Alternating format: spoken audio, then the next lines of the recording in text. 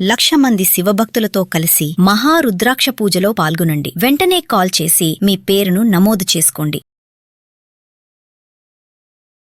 నమస్తే రవి గారు. నమస్తే జయ. చందమామ కథ ఒకటి చెప్పుకుందామండి. పూర్వం ఒక పల్లెటూరులో ఓ రైతుకి ఒక కొడుకు ఉండేవాడు. వాడి పేరు రాఘవులు. ఆ రైతు ఏమిటో ఒక కర్కోటకుడు. ఆయన పిల్లాడిని అసలు బతకనిచ్చేవాడు కాదు. విపరీతంగా పని చేయించేవాడు. ప్రతి పనికి పేర్లు పెట్టేవాడు. ఏం చేసినా సాటిస్ఫాక్షన్ లేని నాన్నల్ని మనం ఇప్పుడు కూడా కొంతమందిని చూస్తామండి. అమ్మలు కూడా అంతే. కొంతమంది అమ్మలు ఉంటారు, ఏమీ చేయనివ్వరు, ఏం చేసినా పేరు పెడతారు, దానికి కాల్చుకు తింటారు. చేస్తే చేసేవంటారు, చేయకపోతే చేయలేదంటారు, చేస్తే బాగా చేయలేదంటారు, చంపుతూ ఉంటారు. కొంతమంది అంటే ఏదో డిస్సాటిస్ఫాక్షను అది పిల్లల మీద పడుతుంది. అయితే విసిగిచ్చేవాడు. గొడ్ల పని, పొలం పని, చచ్చేలా పని చేసేవాడు. వాళ్ళ నాన్నని సంతోషపెట్టడానికి వాడు చెయ్యని పని లేదుట పాపం. రాఘవులు ఎంతో పనిచేసేవాడు. ఆ పక్క ఇంట్లో 2-3 ఏళ్ళ అవతలున్న ఒక అమ్మా నాన్న లేక మేనమావ దగ్గర పెరిగే ఒక పిల్ల రామి, అదంటే వీడికి ఇష్టం. ఆ రామిని పెళ్లి చేసుకుందాం అనుకున్నాడు. నాన్నకి చెప్పాడు, నాన్న రామిని పెళ్లి చేసుకుంటాను అని అడిగేసరికి ఏమన్నాడు వాళ్ళ నాన్న, తన దగ్గర రూపాయి లేదు, నీకే దండగ తిండి పెడుతుంటే మళ్ళీ దానికి కూడా తన తిండి దండగ పెట్టాలా, అదేమన్నా పెళ్లి చేసుకుంటే ఆ పిల్ల నుంచి ఆస్తో స్వాస్తో ఏదో రావాలి, అది మేనమావ పంచని బతుకుతోంది, దానికి వాడేమి ఇవ్వడు, తాళి కట్టించి పంపించేస్తాడు, వెనకాల నుంచి రూపాయి తాని పిల్లని ఎందుకు తెచ్చుకోవాలని తెగ తిట్టిపోసాడు. రామికి చెప్పాడు రాఘవులు. చెప్పాక ఇద్దరు కొంచెం దుఃఖపడ్డారు. తర్వాత అతనికి అనిపించింది, ఇక్కడ ఏమీ సాటిస్ఫాక్షన్ లేదు, అడవా చాకిరి, నాకు నచ్చిన పిల్లని చేసుకోవడానికి కూడా వీలు లేదు, దాని దగ్గర డబ్బులు లేవంటాడు. ఆ పనే అది కూడా పని చేస్తుంది కదా, సరే ఈ పని ఏదో బయట ఎక్కడైనా చేసుకుంటే 4 రూపాయలు సంపాదించుకొచ్చి పెళ్లి చేసుకుందాం అని చెప్పి రామికి చెప్పాడు. నేను ఎక్కడికైనా వెళ్ళి ఏమైనా సంపాదించుకొస్తా, మా నాన్న చేతుల్లో పెడితే పెళ్లి ఖర్చులు దండగంటున్నాడు, ఆ దండగ లేకుండా డబ్బులు తెస్తాను, అప్పుడు పెళ్లి చేసుకుందాం మనం, నువ్వు నీ దారి నువ్వు పని చేసుకుంటూ ఉండని ఒకనాడు బయలుదేరి వెళ్ళాడు. ఊరికే పని వెతుక్కుంటూ ఓ 2-3 ఊళ్ళు దాటేసరికి ఒక చోట ఏరు దాటుతుంది ఒక ముసలమ్మ. ఏరు దాటుతుంటే సరే ఆవిడ పొలం వ్యవసాయం దగ్గర ఎక్కడో నుంచుంది, ఎడ్లను తోలుతుంటే అవి కదలటల్లా, హే అంటుంది. ఇతను అన్నాడు అక్కడికి వెళ్ళి, అవ్వా ఏమిటి అంత కష్టపడుతున్నావు, నువ్వు తప్పుకో, ఎడ్లను నేను తోలుతా, అరక నేను కడతాను అని చెప్పి అరక కట్టి దున్నాడు. దున్నితే పొలం అంతా దున్నేసాడు. మంచి బలమైన వాడు, వీడికి అలవాటు ఉంది పని. అయితే అవ్వంది, భలే మంచివాడివిరా నాయన, దారిపోయేవాడివి, ఏదో పని చేసి పెట్టావు, ఎక్కడికి బయలుదేరావు మనవడా, ఏ ఊరు ఏమిటి అని అడిగింది. వీడు మెల్లిగా తన కథ అంతా చెప్పాడు. మా నాన్న ఇట్లా, నేను రామిని ఇష్టపడ్డాను, దాన్ని పెళ్లి చేసుకుంటే నాకు ఇష్టము, మా నాన్న ఏమిటి అన్నాడు, ఏదైనా సంపాదించుకుందామని అనేసరికల్లా ఆవిడంది, ఎక్కడికో ఎందుకురా వెళ్ళటం, 3 ఊళ్ళ గ్యాప్ ఉంది నీకు మాకు, ఉండు నా దగ్గరే, ఈ వ్యవసాయం చేసి పెట్టు, ఓ ఏడాది నా కింద పంచి, నువ్వు వెళ్ళేటప్పుడు పెద్ద మొత్తం ముట్ట చెప్తా, 2 పూట్ల అన్నం పెడతా, నాతో పాటు హాయిగా ఉండు అంటే సరేనని ఆ అవ్వగారింట్లో ఉండిపోయాడు. ఆవిడకి వ్యవసాయ పనులు చూశాడు, గొడ్ల పని చూశాడు, ఇల్లు వాకిలి వాళ్ళ నాన్న దగ్గర చేసేవాడు కదా, ఈవిడ చక్కగా 2 తిట్లు తిమ్ములు లేవు, నాన్న తెగ తిట్టిపోసేవాడు, ఇడేం లేదు, హాయిగా వంట చేసి పెట్టేది, కమ్మగా కడుపు నిండా భోజనం పెట్టి వీడిని కొంచెం పుష్టిగా తయారు చేసింది. ఏడాది అయింది. ఏడాది అయ్యేసరికల్లా అడిగాడు, అవ్వ ఒక మాట, మరి ఊరు వెళ్ళొస్తాను, నేను వెళ్తే పెళ్లి చేసుకుని మళ్ళీ వస్తాలి అన్నాడు. అయితే ఈవిడేమంది, చాలా సంతోషం రా నాయన, వెళ్ళేటప్పుడు బాకెట్లో ఉన్న గాడిదని దోలికెళ్ళు అంది. ఏంటిదండి? గాడిదనా? వీడు నిర్ఘాంతపోయాడు. ఏదో డబ్బులు ఇస్తుంది అనుకున్నాడు, 2 పూట్ల అన్నం పెట్టింది అనుకో, చెప్పాడు కదా, చెప్పిందిగా వెళ్ళేటప్పుడు ముట్ట చెప్తానని, మరి ఏమిటి ముట్ట చెప్పడం, గాడిదనా? వీడు తెల్ల మొహం వేశాడు. అక్కడ వచ్చి గాడిద దగ్గర నుంచున్నాడు. ఏం మాట్లాడలే. ఆ అవ్వ మళ్ళీ లోపల నుంచి వచ్చింది. ఏరా మనవడా, గాడిదనిచ్చి పంపిస్తున్నానని అనుకుంటున్నావా, దాని 2 చెవులు పట్టు లాగు ఓసారి అంది. గాడిద పక్కన నిలబడి 2 చెవులు పట్టుకుంటా వెనక్కి లాగాడు. లాగేసరికి అది ఏ అంటుంది. గాడిద ఎట్లా వంటర పెడుతుంది, అది ఏ అనంగానే దాని నోట్లోంచి ముత్యాలు రత్నాలు రాలిపడ్డాయిట. అబ్బా, ఆశ్చర్యపోయి ఇదేంటవ్వ అన్నాడు. అందుకే రా నీకు ఇస్తున్నాను, దీన్ని చెవులు పట్టుకు ఈ లాగితే ముత్యాలు రత్నాలు వదులుతుంది, నోట్లోంచి వస్తాయి, అవి తీసుకుని అమ్ముకొని సంపాదన చేసుకో, నీ పని నువ్వు చేసుకో, దీంతోటే బతకక్కర్లా, నీకు అవసరమైనప్పుడు చెయ్యి అని చెప్పింది. ఆ ముత్యాలు రత్నాలు అవ్వకిచ్చాడు, దండం పెట్టాడు. గాడిదని తీసుకెళ్తాలే, ఇది ఉందిగా నా దగ్గర, ఇవి నువ్వు ఉంచుకొని ఆ ముత్యాల రత్నాలు ఆవిడ చేతిలో పెట్టి గాడిదని తోలుకొని బయలుదేరాడు. తన ఊరు చేరే దారిలో వీడు ఒక రోజులో వాళ్ళ ఊరు నుంచి ఇక్కడికి రాలా, 3-4 రోజులు పట్టింది కదా, మధ్యలో ఒక పేదరాశి పెద్దమ్మ గారింటి దగ్గర పూటకోళ్ళ పెద్దమ్మ ఇంటి దగ్గర ఆగాడు. ఆగితే సరే ఈ రాత్రికి ఇక్కడ పడుకుని వెళ్తానమ్మా అన్నాడు. సరే ఉండు నాయనా అన్నాక కొంచెం డబ్బులు ఉన్నాయి. ఏదో 10 రూపాయలు ఇచ్చింది వీడికి, ఒక 5 రూపాయలు. అన్నం తిన్నాడు. సరే పడకేస్తుంటే అవ్వేమంది, నువ్వు పెద్ద మంది బాబు పొద్దున్నే బయలుదేరి వెళ్ళిపోతావా, ఒక వరహా ఇవ్వు నీ భోజనానికి, అదే 1 రూపాయి ఇచ్చెళ్ళు అన్నది. అనేసరికల్లా ఇతను అన్నాడు, ఆ పొద్దునే వెళ్ళిపోతాను పెద్దమ్మ, ఉండు నేను వస్తానని. ఏం చేశాడు, కబకబ్బా బయటికి వెళ్ళి ఆ గాడి చెవులు 2 చెవులు పుచ్చుకులాగి అది ఏ అని ఇన్ని ముత్యాలు ఇన్ని రత్నాలు పడేసింది. వీడు ఇవన్నీ మూట కట్టుకుని ఒక ముచ్చని తీసుకెళ్ళి ఆ పెద్దమ్మకి ఇచ్చాడు. పెద్దమ్మ పెద్దదానివి పేదదానివి, చక్కగా అన్నం పెట్టావు, రాత్రి పడుకోవడానికి చోటిచ్చావు, ఉంచుకో, రూపాయిదేముందిలే అన్నాడు. ముచ్చ ఒక 15 రూపాయలైనా చేస్తుంది ఖరీదు. అదే చేతిలో పెడితే ఆశ్చర్యపోయింది, ఊరిని భలే ఇచ్చాడని. అయితే ఇందులో ఏం జరిగింది, ఈ పెద్దమ్మకు ఒక కొడుకున్నాడు, వాడు మిద్దె మీద పడుకున్నాడు. ఎప్పుడైతే వీడి చెవులు పట్టిలాగది హే హే హే అంటోందో చూశాడు. అప్పుడు ఈ ముత్యాలు రాలడాన్ని వాడు చూసేసాడు. చూసేసి ఏం చేశాడు, తెల్లవారుజామునే ఆ గాడిదని తీసుకెళ్ళి వెనకాల కొట్టంలో కట్టేసి, వాళ్ళతో పిచ్చిగాడిది ఉంది దాన్ని తెచ్చి ఇక్కడ కట్టేశాడు. పొద్దున్నే మనవాడు రాఘవులు నిద్రలేచి, అదే కాదు ఈ రాఘవ రొంటిన ఇప్పుడు ఇన్ని ముత్యాలు ఇన్ని రత్నాలు వచ్చినాయి కదా, ఆవిడ కోటి చేతిలో పెట్టాడు, ఆవిడ మూట కట్టుకుని రొంటిని పెట్టుకున్నాడు. తెల్లవారుజామున వీడు నిద్రపోతుంటే ఈ రాఘవులు వీడు రొంటి తడివి రొంటిని దాచుకున్న అవి కూడా తీసేసుకున్నాడు. వాడు తీసేసుకుని గాడిదని లోపల కట్టేస్తే ఓ మామూలు గాడిదని తెచ్చి వాకిట్లో కట్టేశాడు.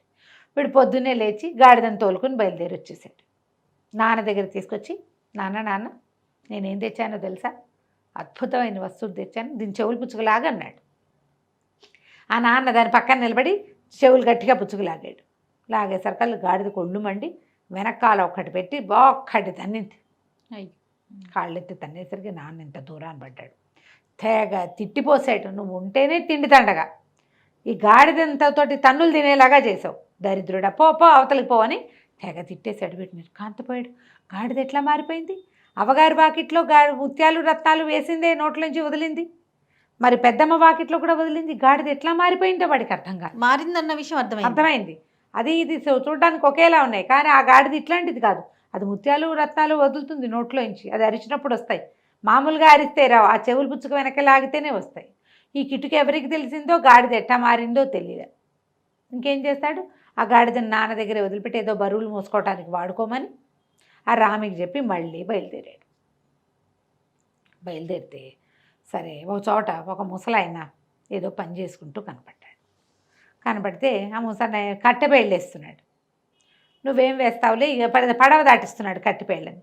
నువ్వు ఇవన్నీ కట్టలన్నీ నువ్వెక్కడ మోస్తావు, నేను మోసి పెడతాను, పడవ దాటిస్తానని ఆ పేళ్ళన్నీ కట్టెలు పడవలో పేర్చి ఆ పడవ కొంచెం తోయటానికి సహాయం చేసి పడవ దాటిచ్చి అవన్నీ మోసుకొచ్చి వాళ్ళ వాకిట్లో పెట్టాడు. ముసలాయన అన్నాడు, బోల్డు పనుందిరా నాకు, నువ్వు ఉంటావా అని అడిగాడు. ఉంటావా అని అడిగితే, ఉంటాను తాత, ఏమన్నా పని చేస్తాను, ఇదిగో నా పరిస్థితి ఇది, నాకేమో పెళ్లి చేసుకోవాలి, డబ్బులు కావాలి అంటే సరే ఉండమన్నాడు. సంవత్సరం ఉన్నాడు ముసలాయన దగ్గర. ఏడాది అయిన తర్వాత నేను వెళ్ళొస్తానన్నాడు. వెళ్ళొస్తానంటే ముసలాయన అన్నాడు, వెళ్ళరారా, ఇదిగో అని చేతిలోంచి ఒక కంచం తీసి చేతిలో పెట్టాడు. అదేమిటి, ఒక కంచు పళ్ళెం. నిర్కాంతిపోయాడు వీడు. డబ్బులు ఇవ్వవా తాత నువ్వు అన్నాడు. అనేసరికి, డబ్బులు ఎందుకురా, నీకు అన్నం కావాలి, ఈ కంచాన్ని పెట్టు, కింద పెట్టి హాస్పిటల్ ఇచ్చి కూర్చో, దాన్ని ఎదురుగుండా ఒక మంచినీళ్ళ గ్లాస్ తెచ్చి పెట్టుకో అన్నాడు. పెట్టుకున్నాక కంచమా వడ్డించవే అను అన్నాడు. కంచమా వడ్డించవే అనగానే టకటక వీడికి ఇష్టమైన 3 పదార్థాలు 4 పదార్థాలు ఇంత అన్నం వచ్చినాయి. చాలు అనేదాకా వడ్డిస్తుంది అది. ఓహో, వచ్చేస్తూనే ఉంటాయి. ఈ కంచం పుచ్చుకోరా, నువ్వు మంచివాడివి, నాకెంతో సహాయం చేసావు. ఓ ముసలివాడు ఒక బరువు మోస్తుంటే ఆ చేతిలోంచి బరువు తీసుకునే గుణం ఉన్నవాడు చాలా తక్కువ మంది ఉంటారు, ఈ ఊళ్ళో ఎవ్వడికి లేదు, నువ్వు ఒక్కడే గుణవంతుడివి, ఈ కంచం పట్టుకెళ్ళి అన్నాడు. సరే వీడు మళ్ళీ బయలుదేరాడు ఇంటికి. దారిలో మళ్ళీ ఏమైంది, ఏ పెద్దమ్మ ఇంట్లో గాడిదని పోగొట్టుకున్నాడో ఆ పెద్దమ్మ ఇంటి దగ్గరే ఆగాడు. బాగున్నావా నాయనా అని అడిగింది పెద్దమ్మ. సరే బాగున్నాను పెద్దమ్మ, ఊరెళ్ళబోతున్నాను, బయలుదేరి మధ్యదారిలో ఉన్న ఈ పూటకి ఇక్కడ పడుకుంటాను అన్నాడు. అటగే నాయనా పడుకో, ఏం భాగ్యమని, మరి భోజనమో అంది. భోజనం వదిలే పెద్దమ్మ అన్నాడు. ఆశ్చర్యపోయింది, ఏమిట్రా అని. ఆవిడ లోపలికి వెళ్ళిపోయింది. వీడేం చేశాడు, ఆవిడ లోపలికి వెళ్ళి తలిపేసుకునేసరికి అరుగు మీద కంచం బయటపెట్టి, కంచమా వడ్డించవే అన్నాడు. కంచం టకటకా వడ్డించేసింది. వీడు తింటా మొదలుపెట్టాడు. వీడు గాడిద కోసం వచ్చాడేమోనని అవతల ఎక్కడో నక్కి ఉన్న పెద్దమ్మ కొడుకు అది చూసేసాడు. కంచాన్ని కూడా చూశాడు. చూసి ఏం చేశాడు, తెల్లవారుజామున కంచం తీసుకెళ్ళి లోపల పెట్టేసి చక్కగా ఇంకో కంచం తెచ్చి ఇక్కడ పెట్టాడు. ఉమ్. వీడి ఇంటికి వెళ్ళాడు మన రాఘవులు. ఇంటికి వెళ్ళాక వాళ్ళ నాన్నకు చూపించాడు. ఉమ్. నాన్నకు చూపించి కంచం వడ్డిస్తుంది, కంచమా వడ్డించమే అరిచి వచ్చినా సరే అందులో నుంచి ఏమీ రాలే. మాట వినే కంచం కాదు అది. నాన్నమ్మ తెగ తిట్టిపోసాడు.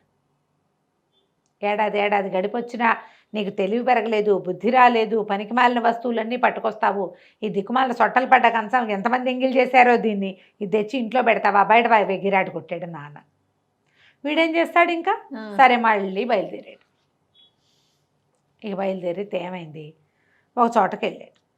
వెళ్తే ఒక ఆయన చెట్టు ఏదో కొడుతున్నాడు. చెట్టు కొడుతుంటే వెళ్ళి చూస్తే ఆయన కొంచెం నడి వయసు వాడు. బాబాయ్ నువ్వు ఉండు, నేను కొట్టి పెడతాలే అని చెప్పి ఆ చెట్టు కొట్టడానికి సహాయం చేశాడు. చేసేసరికల్లా ఆయన అన్నాడు, అబ్బో భలే మంచివాడివిరా, నువ్వు చాలా బలవంతుడివి, సరే దీన్ని పడేసేయని ఆ చెట్టు పడేశారు కిందకి. పడేశాక ఆయన ఏం చేశాడు, ఉండరా వెళ్ళిపోతున్నాడు. ఇతను సహాయం చేసి వెళ్ళిపోతుంటే ఉండరా నాయన అని ఓ చెట్టు మీద నుంచి ఒక కొమ్మ అందుకుని తన చేతిలో ఉన్న కత్తితో దాన్ని ఇట్లా చెక్కి కొంచెం వంకి కర్రలాగా చేశాడు. కొంచెం పట్టుకునేందుకు వీలుగా చేతిలో పెట్టాడు.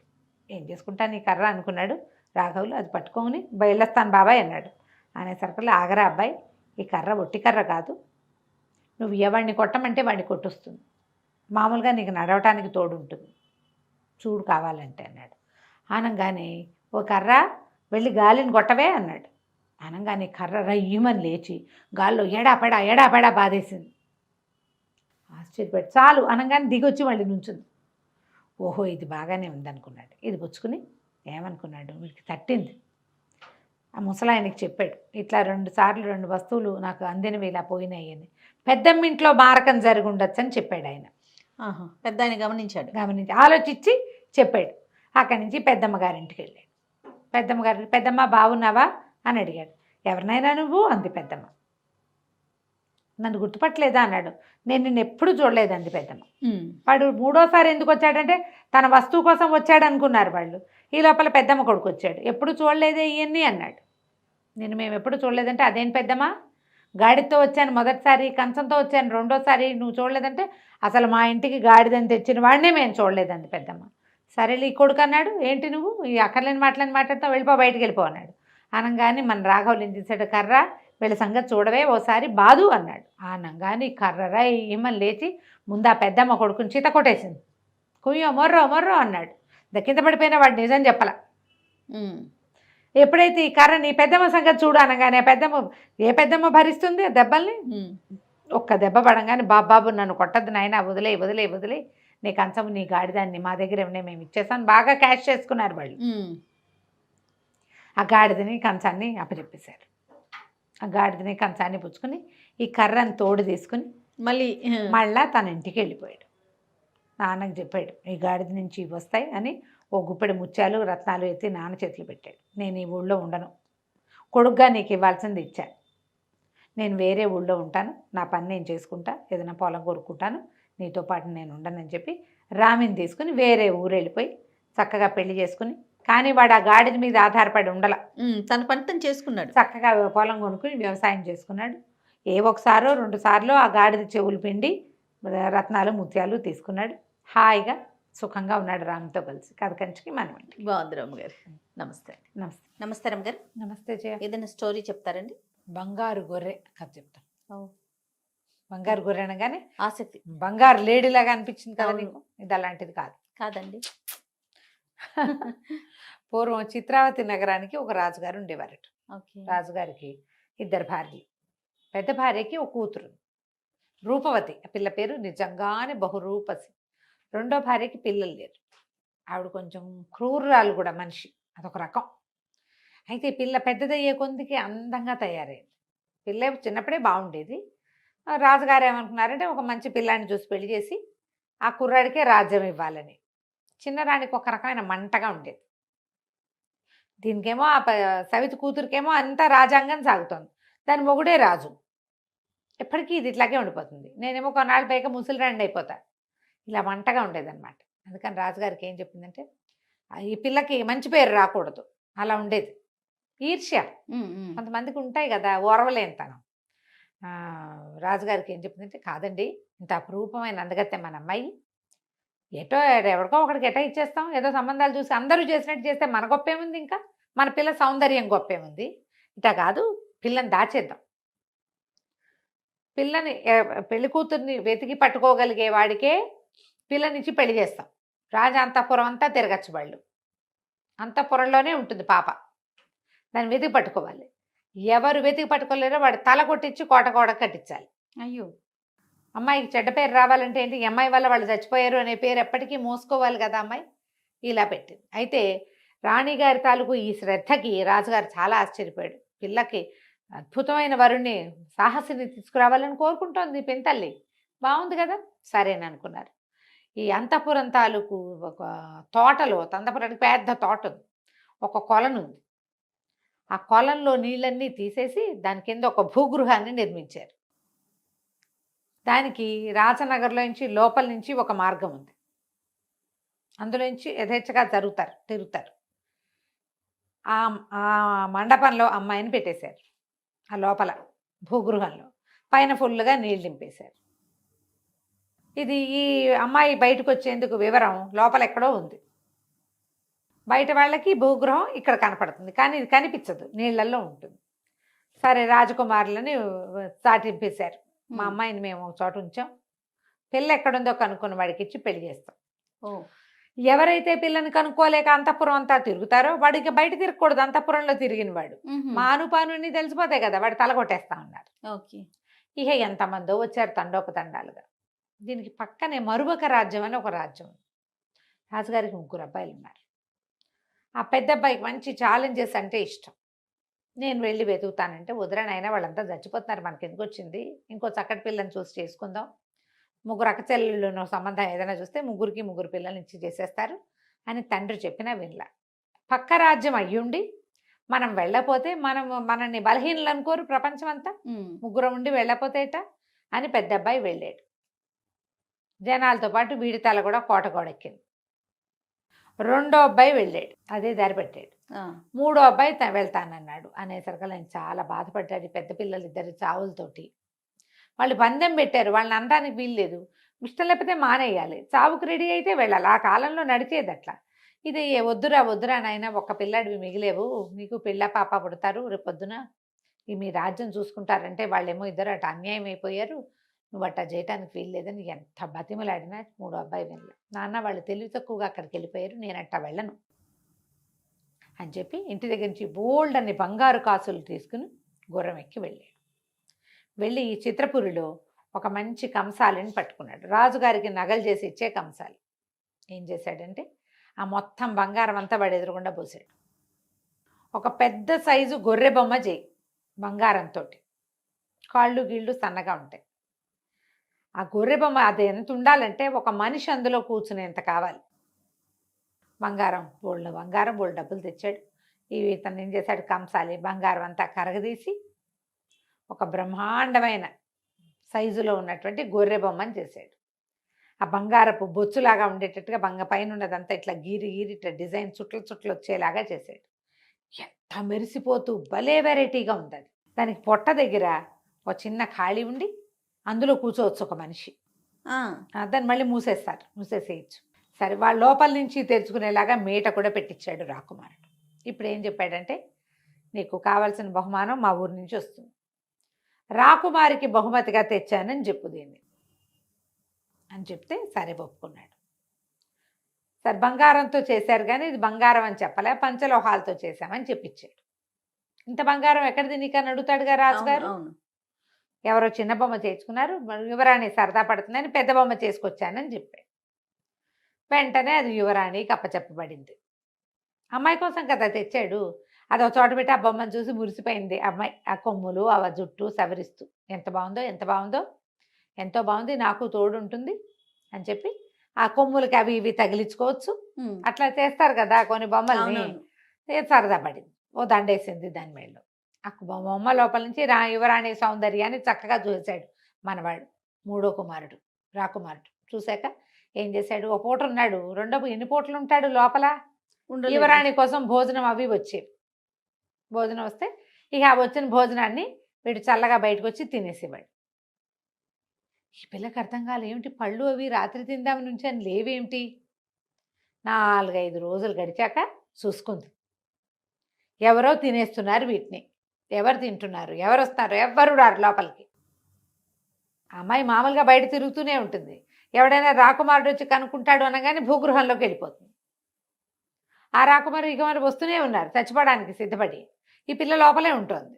నేను ఇక్కడ పెట్టినవి ఎట్ట మాయమైపోతాయి. చూసి చూసి ఒక వారం తిరిగేసరికి పసిగట్టేసింది, ఎవరో వస్తున్నాడు లోపలికి ఇందులో ఇంచి అని. ఆ మీట నొక్కేసి బయటికి లాగేసింది రాకుమారుని. ఆశ్చర్యపోయింది, వాడు ఎంత చక్కగా ఉన్నాడో. ఈ పిల్ల ఇన్ని రోజుల నుంచి దాక్కుంటోంది కానీ ఒక్క రాజకుమారుని మగవాడిని కంటితో చూసింది లేదు అమ్మాయి.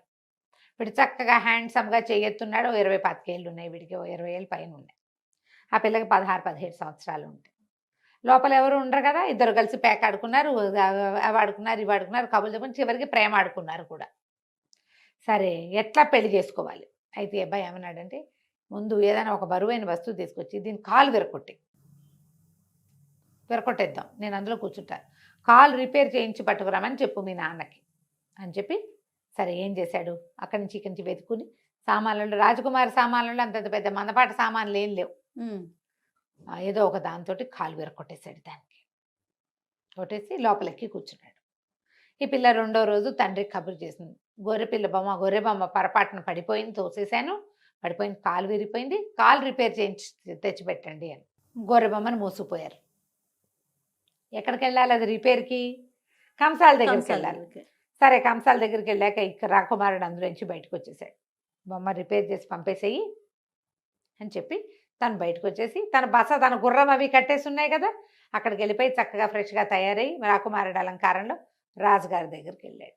నేను మరొక రాజకుమారుడినండి, మరొక రాజ్యం రాకుమారుడిని, మూడో వాడిని, మీ అమ్మాయిని వెతకడానికి వచ్చానంటే రాజుగారు పరిపరి విధాలు చెప్పాడు. బాబు వద్దు నాయనా, చిత్రపురి రాజు అనమాట, రూపవతి వాళ్ళ నాన్న. మీ అన్నయ్యలు ఇద్దరు మరణించారు, ఇక నువ్వు ఒక్కడివే మీ నాన్నకున్నది, నువ్వు పట్టుకోలేకపోయావంటే నీ మరణం తథ్యం. మేమేమో మరి చెప్పిన దాని ప్రకారం ప్రతిజ్ఞ ప్రకారం చేస్తాము, ఇప్పటికి 99 మంది చచ్చిపోయారు, వద్దంటే ఏం పర్వాలేదండి నేను వెతుకుతానన్నాడు. అక్కడి నుంచి అంతఃపురం అంతా తిరిగి చివరికి కొల్లం దగ్గరకు వచ్చాడు. కొల్లం దగ్గరికి రాగానే ఆ కొల్లం దగ్గర నుంచి ఇందులో నీళ్ళన్నీ తీయించండి ముందు అన్నాడు. హడిలిపోయింది చిన్నరాణికి, అర్థమైపోయింది వీడు పసికెట్టేశాడని. నీళ్ళన్నీ తోడిచ్చారు, వాడు ఒప్పుకోల నీళ్ళు తోడేదాకా.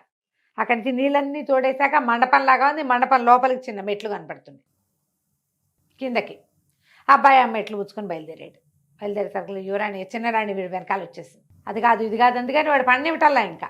సరే లోపలికి వెళ్ళాక బాబు ఉండు, ఒక్క నిమిషంలో నేను వస్తానని తలుపు తీసుకొని లోపలికి వెళ్ళి ఏం చేసింది, దాసీలందరినీ లోపల నుంచి పిలిచేసింది అంతఃపురంలో నుంచి. అటు నుంచి ఇంకో తలుపు ఉంది కదా, అంతఃపురం లోపల ఒక తలుపు ఉంది చిన్నది, అందులోకి మనుషులు వచ్చిపోవచ్చు. అక్కడి నుంచి అందరినీ కాకేస్తే ఒక 30-40 మంది దాసీలు వచ్చేసాక సరే రాకుమారి దగ్గరికి వెళ్ళి చెప్పింది, అబ్బాయి మరి 30 మంది అమ్మాయిలు ఉన్నారు, రాజకుమార్తెను నువ్వు గుర్తుపట్టగలిగితేనే నీతో పెళ్ళి, లేకపోతే లేదు. నువ్వు అమ్మాయి ఎక్కడుందో కనుక్కోవటమే కాదు, అమ్మాయి ఎవరో కూడా కనుక్కోవాలి. సరే ఏం చేశాడు, సరేనండి అలాగే అని ఒకసారి నా బస దాకా వెళ్ళొస్తాను అని చెప్పి బసకి వెళ్ళి ఏం చేశాడు, ఎంత బంగారు నాణ్యాలు తునకలుగా ఉన్న బంగారపు ముక్కలు జేబులో వేసుకుని వచ్చాడు. సరే అమ్మాయిలని ప్రదర్శన చేయండి గుర్తుపడతాను అన్నాడు. అనగానే ఆవిడ ఏం చేస్తా మొత్తం 30 మందిని నుంచోబెట్టింది. ఈ అబ్బాయి ఏం చేశాడంటే జేబులో నుంచి బంగారాన్ని ఎత్తి విసిరేశాడు. దాసదాసీ గణానికి బంగారం కావద్దు, అందరూ బంగారాల కోసం ఒగ్గారు, ఒక పిల్ల నుంచును. ఒకే రకం బట్టలు ఒకే రకంగా వేసుకున్న ఆ నిలబడ్డ అమ్మాయిని చేపట్టుకున్నాడు. ఇదే రాజకుమార్తె. ఏం చేయలేకపోయింది చిన్నరాణి. 99 మందిని చంపేశారు. 100వ వాడిని కూడా చేసేద్దాం అనుకుంది, 100వ వాడేమో బాలుడైపోయాడు. దాంతో ఇంకా రాజుగారు కాదంటానికి వీల్లేక పెళ్లి చేసేశారు. చక్కగా ఆ బంగారు గొర్రెని అంతఃపురంలో పెట్టించారు. మరొక రాజ్యపు రాకుమారుడికి ఈ చిత్రపురి రాజ్యాన్ని కూడా కట్టబెట్టారు. కంచికి మనం ఇంటికి. నమస్తే. నమస్తే. నమస్తే రమగారు. నమస్తే జయ. రమగారు, మనం రకరకాల కథలు చెప్పుకుంటూ ఉంటాం, మాతృభక్తని, పితృభక్తని, గురుభక్తని, అట్లా వీటికి సంబంధించి అసలు ఏమన్నా కథలు ఉంటాయండి? ఉన్నాయి. పితృభక్తి కథలు చెప్పుకోవచ్చు మనం. ఒక కథ చెప్పచ్చు ఎక్స్ట్రా. ఓకే. మనకు మామూలుగా తెలుసు రాముల వారి పితృభక్తి పరాయణుడు. అసలు తండ్రి మాట జవదాటకుండా జవదాటకుండా అడవికి వెళ్ళిపోయాడు. భీష్ముడు పితృభక్తి పరాయణుడు. ఆహా, మరి ఆయన పెళ్లి మానేసుకున్నాడు కదా తండ్రి కోసము. అవునా రమ్మగారు? ఈ కథ నాకు తెలియదు రమ్మగారు. అదేంటి భీష్ముడి కథ తెలీదని? అంటే డీటెయిల్డ్ గా తెలీదు. ఈసారి చెప్దాం. ఒక లైన్ వరకు అంతవరకే తెలుసు కానీ ఒక కథ రూపంలో చెప్పండి ఈసారి. చెప్తాం. భీష్ముడి సంగతి చెప్పాల్సిందే. అవును. అయితే అలాంటి భీష్ముడిలాగా రాజ్యాన్ని నాకు రాజ్యం వద్దు అని వదిలిపెట్టుకునే వాళ్ళు మనకి మన ఈ కాలంలో కూడా ఉన్నారట. ఓకే. ఇది 14వ శతాబ్దంలో మేవాడ్ సంస్థానానికి లఘుసింహ అతని పేరు. లఘు మహారాజు. LAGHUL. రఘు కాదు, లఘు. లఘుసింహుడు అని ఒక రాజుగారు ఉండేవాడు. ఈ రాజుకి 2 కుమారులు ఉన్నాడు. చండసింహుడు, రఘునాథ సింహుడు, 2 కుమారులు. ఈ కుమారులు కలిగి కొంచెం ఆయన నడివయసుకు వచ్చిన తర్వాత ఒకసారి ఏమైందట, ఆయనకి పిల్లలంటే చాలా ఇష్టం. అబ్బాయిలు చాలా బుద్ధిమంతులు వాళ్ళు. రఘుబొత్తిగా అసలు రఘునాథుడు చాలా కామ్గా కూడా ఉండేవాడు. చండసింహుడు కొంచెం గట్టివాడు, కానీ తండ్రితో అమిత ప్రీతిగా ఉండేవాడు. తల్లి గతించింది. అయితే వీళ్ళకి కొంత దూరంలో ఉన్నటువంటి మార్వాడ్ అనే ఒక ప్రాంతం నుంచి రాజుగారి రాజప్రతినిధి వచ్చి, వార్తాహరుడు లేదా ఇలా రాజప్రతినిధిలాగా ఒక ఆయన వచ్చాడు. వచ్చి ఏం చేశాడు, ఈ మన లఘు మహారాజు సభలోకి వచ్చి మామూలుగా పలకరింపుకి వచ్చి ఒక కొబ్బరికాయని రాజుగారి పాదాల దగ్గర పెట్టాడు. ఆ రోజుల్లో పద్ధతి ఏంటంటే, ఈ మార్వాడు ఆ ప్రాంతాల్లో తమ పిల్లని ఎవరికైనా ఇవ్వదలుచుకుంటే వాళ్ళ పాదాల చెంత కొబ్బరికాయ పెట్టడం, నీకు కన్యాదానం చేస్తాము అని చెప్పటం అప్పటి పద్ధతి. మార్వాడు రాజు రణమల్లు. ఆ రణమల్లుకి హంసాదేవని అత్యద్భుత సౌందర్యవతి అని ఒక కూతురుంది. ఆ పిల్లని ఈయనకి ఇస్తామని కొబ్బరికాయ పెట్టారు. ఈయన పేరేంటి, మన లఘుసింహుడు, ఈ లఘు మహారాజు, ఆయన ఆశ్చర్యపోయాడు. ఎప్పటి నుంచో ఆ పిల్ల చాలా సౌందర్యవతి అని వింటున్నాడు. కానీ నడివయసు వాడిని నాకెందుకు ఇస్తారు వాళ్ళ పిల్లని అని అనుకున్నాడు. ఈ కొబ్బరికాయ పెట్టేసరికల్లా ఏమంటున్నాడు, పిల్లని తనకివ్వడానికి వాళ్ళు సిద్ధపడ్డారు అని చెప్పి, అలాగే మాకేం అభ్యంతరం లేదని వార్తాహరుడికి చెప్పి శుభలేఖ వస్తుందని చూస్తున్నాడు. ఈ హంసాదేవిని నాకు ఇవ్వబోతున్నారని చెప్పాడు అందరికీ. దేశంలో రాజుగారు మళ్ళీ వివాహితుడు అవుతున్నాడని చెప్పుకున్నారు. కొద్ది రోజులకి రణమల్లు గారు ఆ మార్వాడి నుంచి కాగితం పంపించాడు. మేము హంసని ఇవ్వదలుచుకుంది చండసింహుడికి, నీ కాదు. మా వార్తాహరుడు చేసిన పొరపాటు వల్ల చండసింహుడి పాదాల దగ్గర పెట్టవలసిన కొబ్బరికాయ పెద్ద కుమారుడి దగ్గర, రాకుమారుడి దగ్గర పెట్టాల్సింది రాజుగారి దగ్గర పెట్టాడు. మా ఉద్దేశం మాత్రం మేము చండసింహుడికే ఇస్తాం పిల్లని. అలాగైతే మాకు ఓకే, నీకు ఇచ్చే ఉద్దేశం మాకు లేదు అనేసరికి ఈయన చాలా హర్ట్ అయిపోయాడు. ఆయన హర్ట్ అయ్యి బాధపడ్డాడు. కొంచెం సన్నిహితుల దగ్గర తెలుసుకుని ఈ చండసింహుడు ఏమనుకున్నాడు, చండు అని రాస్తారు, ఇతను మార్వారు వెళ్ళాడు. వెళ్ళి మీ వార్తాహరుడు ఏం చేసినా సభలో జరిగింది ఇది, మా తండ్రి వివాహానికి సిద్ధపడ్డాడు, పిల్లనిచ్చి పెళ్లి చేయమంటే నీకు ఇస్తాం కానీ మీ నాన్నకు ఇవ్వమన్నారు. ఇతను అన్నాడు, కాదు, ఏనాడైతే మీరు పంపించిన నారికేళ్ళం మా పితృపాదుల పాదాల దగ్గర పెట్టబడిందో దాన్ని మా తండ్రి ఎప్పుడు ఒప్పుకున్నాడో అప్పుడే హంసాదేవి మాకు మాతృస్థానంలో స్థిరపడింది. ఆమెని మా తండ్రికి ఇచ్చి వివాహం చేయటమే సరైన పని. పెళ్లి చేస్తారా, యుద్ధం చేస్తారా? అయ్యో అనేసరికి రణమల్లి ఏమన్నాడు, వాళ్ళది కొంచెం చిన్న సంస్థానం వీళ్ళకంటే. అట్లా కాదయ్యా, పోనీ నువ్వేదో ఇట్లా అంటున్నావని మేము ఒప్పుకున్నామనుకో, మా పిల్లని మీ నాన్నకిచ్చి పెళ్లి చేస్తాం. రేపొద్దున సంతానం కలిగితే రాజుగారి పిల్లలు అవుతారు, కానీ రాజులు ఎవరు? నీకు ఇవ్వదలుచుకుంది ఎందుకు? రేపు మీ నాన్న తర్వాత నువ్వు రాజు అవుతావు. మా మనవడు, మా దౌహిత్రుడు రాజకుమారుడు అవుతాడు, తర్వాత రాజు అవుతాడు. నీ తర్వాత నువ్వు జ్యేష్ఠుడివి, నీ జ్యేష్ఠ కుమారుడు రాజు అవుతాడు. రాజు అవ్వటానికి ఉండవలసిన దౌహిత్రుణ్ణి ఒట్టి రాకుమారుడిగా రాజుగారి చిన్నబ్బాయిగా చేయటం నాకు ఇష్టం లేదు. మా అమ్మాయికి పుట్టబోయేవాడు రాజు అవ్వాలని కదా అనుకున్నాం మరి అనేసరికల్లా చండు అన్నాడు, మా నాన్న కోరిక తీర్చండి, మీ మనవడే రాజు అవుతాడని చెప్పాడు. ఆయన వివాహానికి సిద్ధపడ్డాడు. ఆయన పరువు పోతుంది. నాకు రాజ్యం అక్కర్లా, మీ హంసాదేవికి కలిగిన కుమారులకే రాజ్యార్హత, మాకు రాజ్యం అక్కర్లేదు అని ఒప్పుకున్నాడు. జనమంతా ఆశ్చర్యపోయారు. తండ్రి కూడా ఆశ్చర్యపోయి కాదన్నాడు, కానీ కుమారుడు ఒప్పుకోవాలి. నేను మాట ఇచ్చేశా, ఆవిడ నీకు వాగ్దత్త, నీ మాట మీద పెళ్లి చేసుకుంటానని ఒప్పుకున్నావు నువ్వు. నేను వీళ్ళకి మాట ఇచ్చా, నువ్వు మాట తప్పద్దు, నేను మాట తప్పను, పెళ్లి చేసుకోమన్నాడు. కొద్ది రోజుల్లోనే ఈ లఘు మహారాజుకి హంసాదేవికి వివాహం జరిగిపోయింది.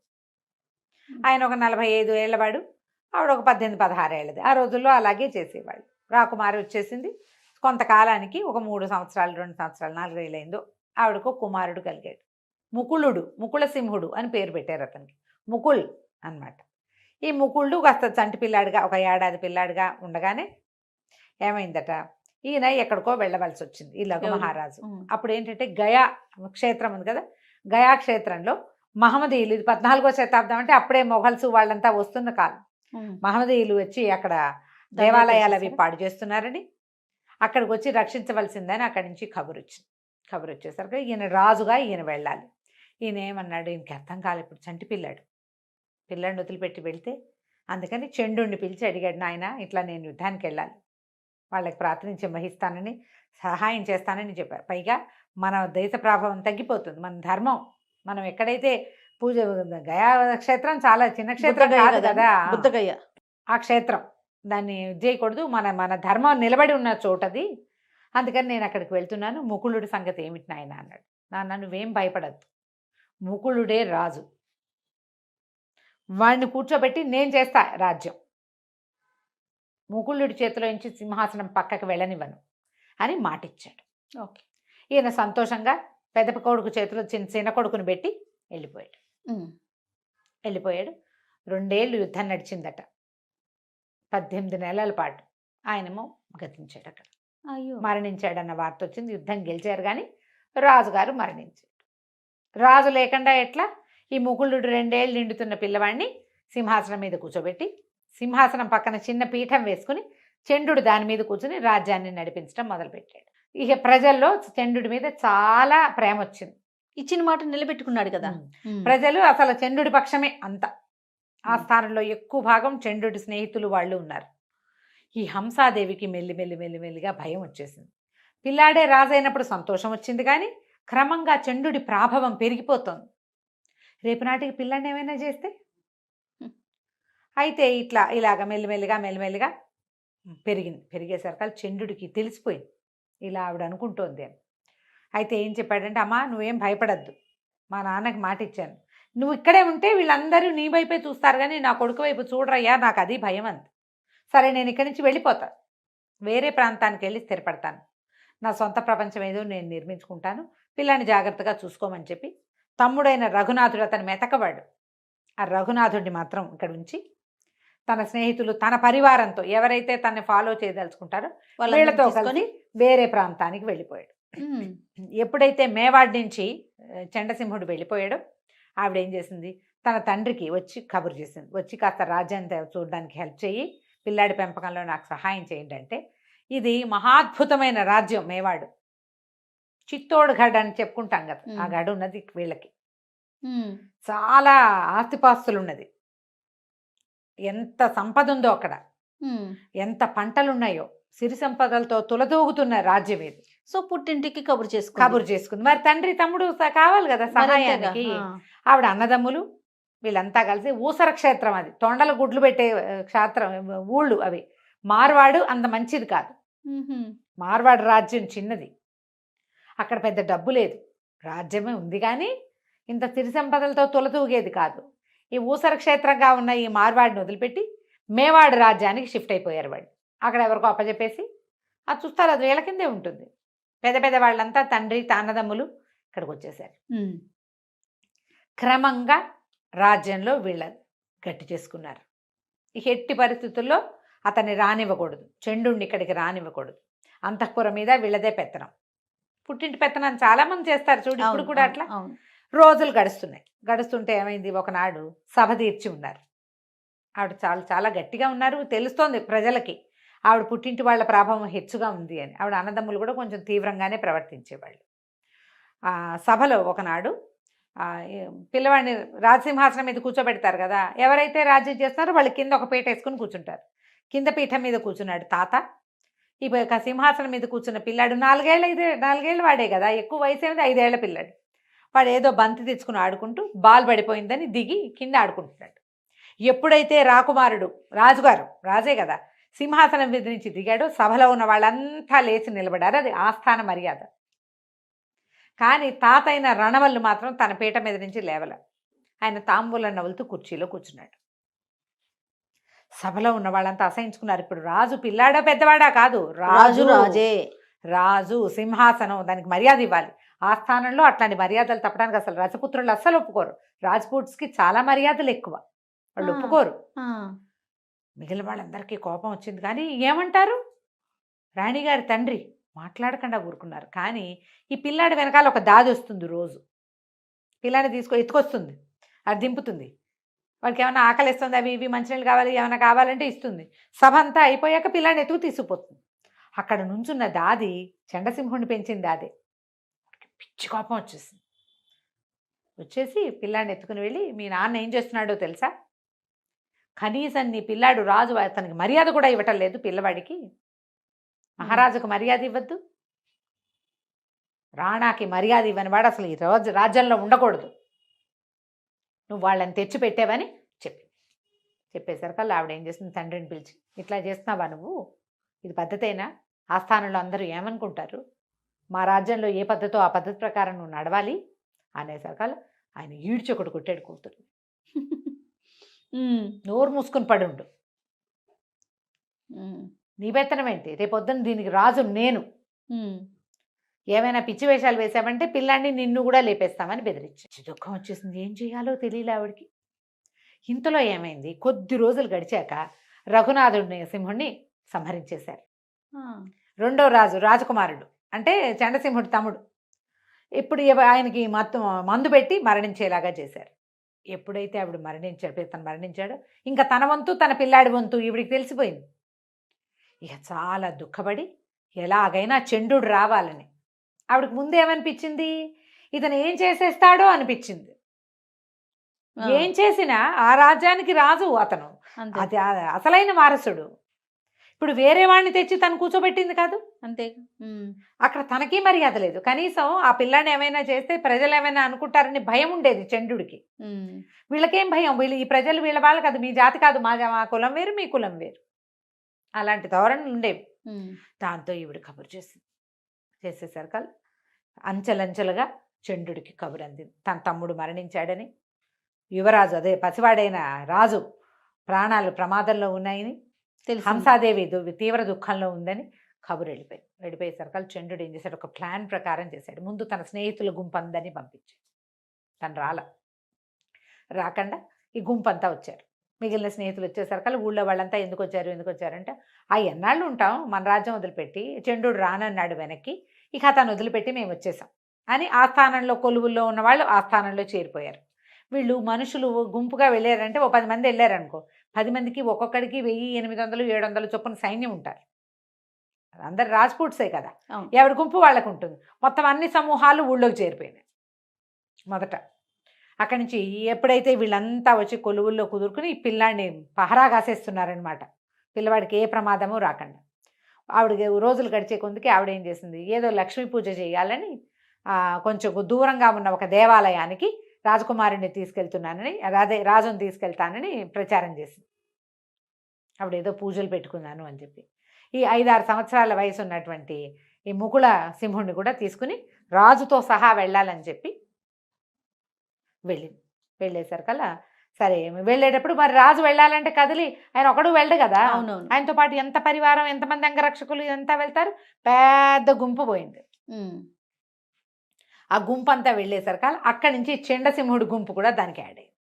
ఆ ఊళ్ళో నుంచి ఈ గుంపు ఆ గుంపు మొత్తం వచ్చేసినాయి. ఈ ప్రజలు ఇక్కడ ఉన్న రాజుగారి మావగారు ఏమనుకున్నారంటే, రాజకుమారుడి సైన్యం వెళ్ళింది, రాజకుమారుడి సైన్యమే వచ్చింది అనుకున్నారు. కానీ అందులో చండుడు చేరాడని తెలుసుకోలేదు. లోపలికి రావటం ఏమిటి, అంతకుముందు కొంతమంది సైన్యం ఇక్కడ ఉన్నారు కదా, మార్వాడి నుంచి వచ్చిన వాళ్ళందరినీ తొలగించేశారు 3 రోజుల్లో, తమ సైన్యమే. అక్కడి నుంచి వెంటనే యుద్ధభేరి మోగించి మార్వాడి సైన్యం మొత్తాన్ని తొలగించేశారు. రణమల్లుని కూడా సంహరించారు. ఎప్పుడైతే రణమల్లుని సంహరించారో, అంటే రాజుగారి తాతని మాతామహుడిని సంహరించారో, జోడా అని ఒక కుమారుడు ఉన్నాడు, జోడా సింహుడు అతని పేరు, రణమల్లుకి. అతను కాస్త పారిపోయాడు. సింహుడు కాదు, జోడామల్లు, రణమల్లు కుమారుడు జోడామల్లు కొంతమంది స్నేహితులతో కలిసి మార్వాడి పారిపోయాడు. ఇందులో అంతర్గత యుద్ధాలు అనుకో ఒక చిన్న సమూహం సరిపోతుంది. ఇప్పుడు మార్వాడి మీదకి వెళ్ళాలంటే పెద్ద సమూహం కావాలి కదా. కానీ చంద్రుడు తన స్నేహితులతో కలిసి మార్వాడి మీద దండెత్తాడు. దండెత్తి అక్కడికి వెళ్ళిపోయిన జోడామల్లుని సంహరించి అతని స్నేహితులందరినీ చేసి మార్వాడిని కూడా మేవాడిలో కలిపేశాడు. మాతామహుల రాజ్యానికి తండ్రి రాజ్యానికి కూడా ముకుళుడే రాజుగా ఉన్నాడు. ఇతను లేడు. చంద్రుడు రాజు అవల.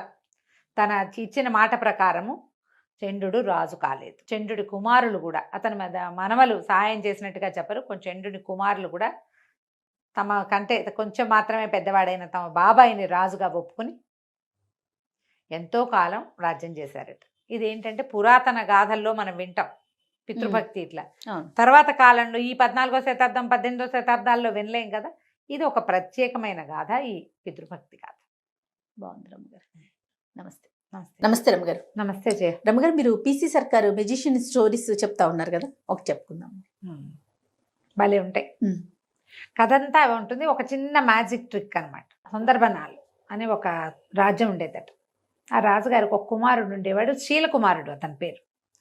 రాజుగారు మంచి కంట్రోల్లో ఉంచేవాడు అబ్బాయిని. అయితే వివాహానికి ముందు తీర్థయాత్రలు అవి అంటే ఊళ్ళు తిరగటము ఒక పద్ధతిగా ఉండేది అక్కడ. పిల్లలు చదువు అయిపోయాక రాకుమారిని బయటికి పంపించేవారు. ఈ శీలకుమారుడు కూడా అట్లాగే తను చుట్టూ అన్ని రాజ్యాలు చూసి ప్రపంచాన్ని తెలుసుకోవటం. తర్వాత వివాహం చేసేవాళ్ళు. ఆ తర్వాత ఏం చేసేవాళ్ళు, రాజ్యాధికారం. ముందు యువరాజు పట్టాభిషేకం చేసి రాజ్యాధికారం మెల్లిగా రావాలంటే ఈ లోపల అంతఃపురాల్లో ఉండటము, తర్వాత గురువు దగ్గర ఉండటము, ప్రపంచాన్ని చూసేది అవకాశం లేదు కదా. అవును కదా. అందుకని ఒక పర్యటన అలా తిరుగుతూ ఉండటం అందుకని చెప్పి శీలకుమారిని పంపించాడు. ఇతను ఈ సుందరబనాల నుంచి బయటికి వెళ్ళి తమకి కొంత దూరంలో ఉన్న ఒక కోసల రాజ్యానికి వెళ్ళాడు. రాజ్యం భలే అందమైందట. కోసల దేశానికి ఒక పెద్ద నగరం, అదేదో చెప్తారు దాని పేరు, జైపూర్ లాంటిది ఏదో, జైపురం. ఆ నగరమే దాని రాజధాని. జైపురం చాలా బాగుంటుందని అందరూ చెప్పగా విని ఈ శీలకుమారుడు ఆ జైపురానికి వెళ్ళాడు. వెళ్తే సరే చాలా బాగుంది. ఆ వెళ్తూ ఉంటే ఒక పెద్ద తోటలు కనపడ్డాయి అతనికి. బయట నుంచి చూస్తేనే చాలా ఆకర్షణీయంగా ఉంది. అందులోకి వెళ్ళబోయాడు.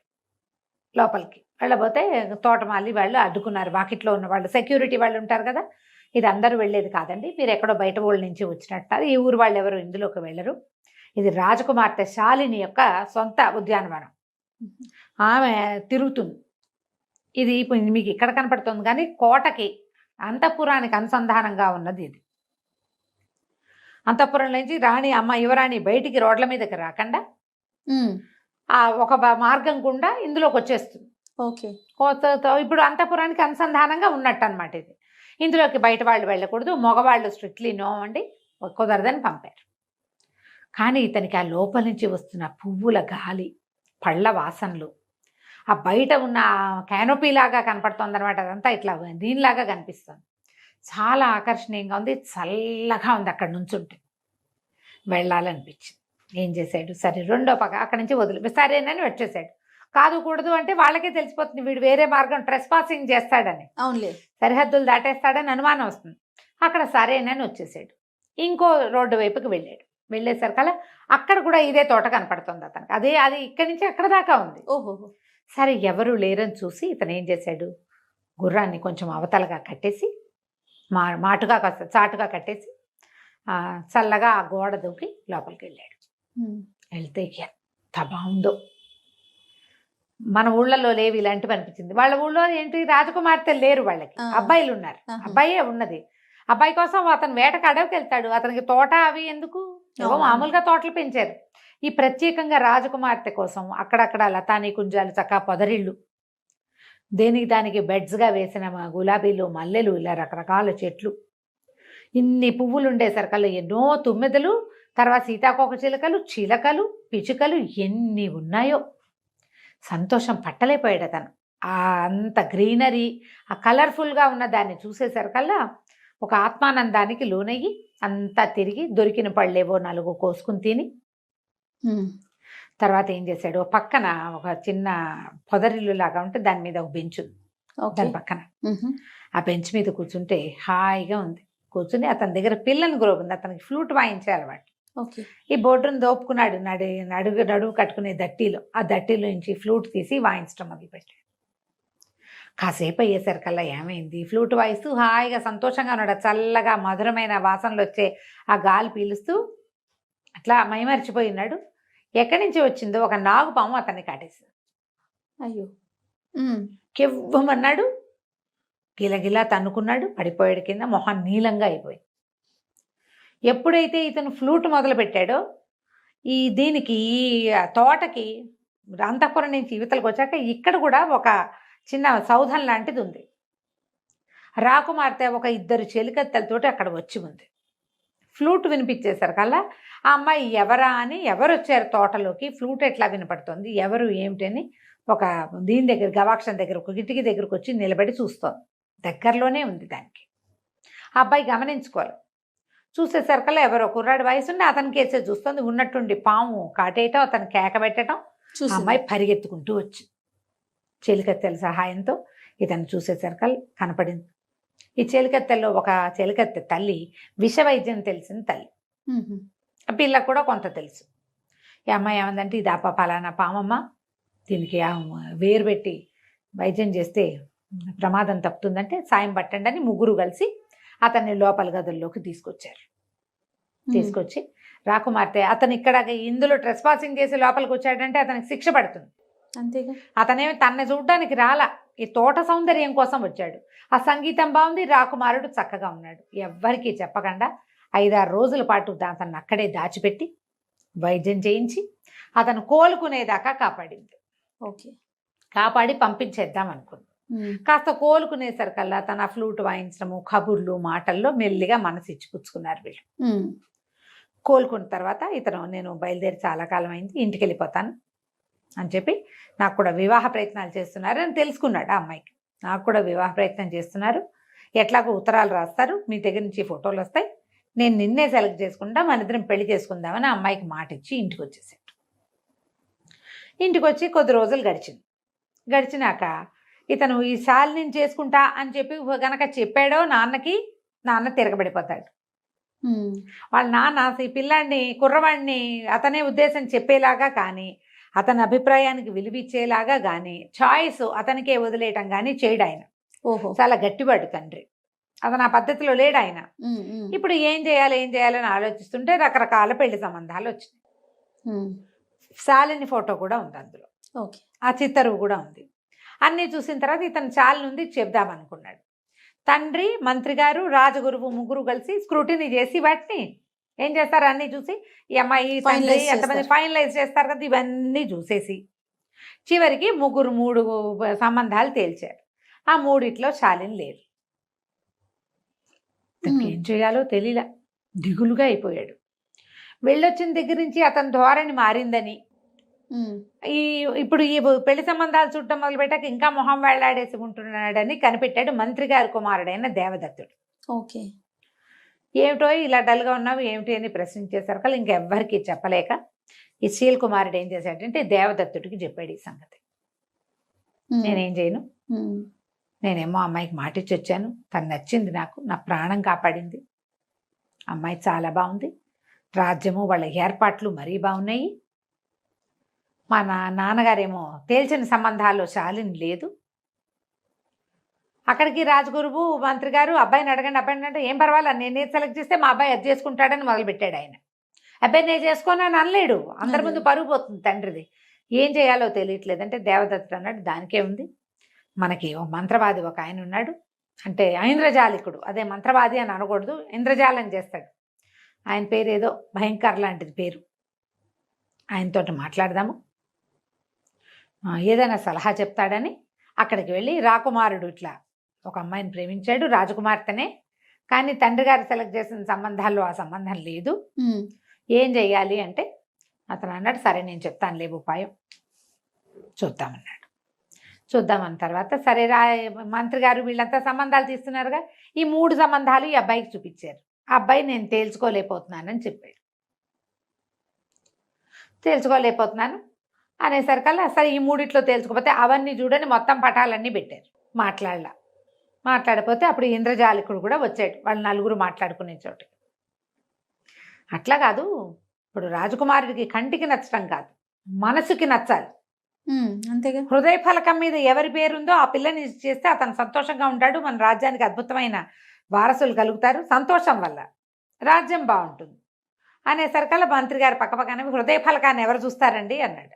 ఎందుకు హృదయ ఫలకాన్ని చూసేందుకు అవకాశం ఉందండి, మన దగ్గర బ్రహ్మాండమైన విద్య ఒకటి ఉంది, మీరు ఓ పని చేయండి, ఈ వచ్చిన రాజకుమార్తెల పేర్లన్నీ లిస్ట్ అవుట్ చేసి ఒక కాగితం మీద రాయండి, రాజకుమారుడు మనసుకి ఏ సంబంధం నచ్చిందో ఆ అమ్మాయి పేరుని ఆయన హృదయ ఫలకం మీద వచ్చేలాగా నేను చేస్తా. బాగుందిగా అని చెప్పాడు మన ఈయన ఇంద్రజాలికుడు. కొంచెం బాగా ఆలోచించారు. ఈయన చెప్తున్నాడు కదా, ఆయన కొంచెం గట్టిగా పేరెన్నిక కన్నవాడు, ఏదైనా తమాషా మ్యాజిక్లు బాగా చేయగలిగేవాడు, ఒక్కోసారి పెద్ద పెద్ద విషయాల్లో కూడా ఆయన సలహా పాటించారు వీళ్ళు.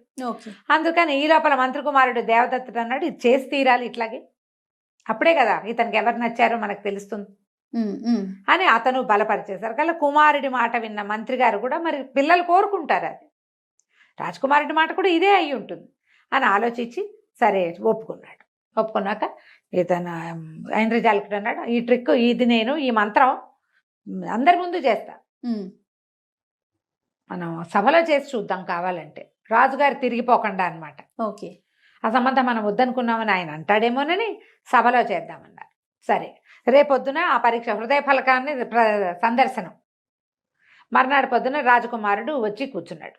ఓకే, సభలో లిస్ట్ అవుట్ చేశారు, ఒక 15 సంబంధాలు రాశారు, పేర్లు అందరు యువరాణుల పేర్లు రాశారు. రాశాక ఏం చేశాడు ఈయన, బోల్డ్ అని మంత్రాలు చదివి రాజకుమారుడి చుట్టూతా ఇట్లా చేసి దిష్టి తీసినట్టు దాన్ని అంటించేశాడు. ఓకే, ఆ కాగితాన్ని అంటించేశాడు.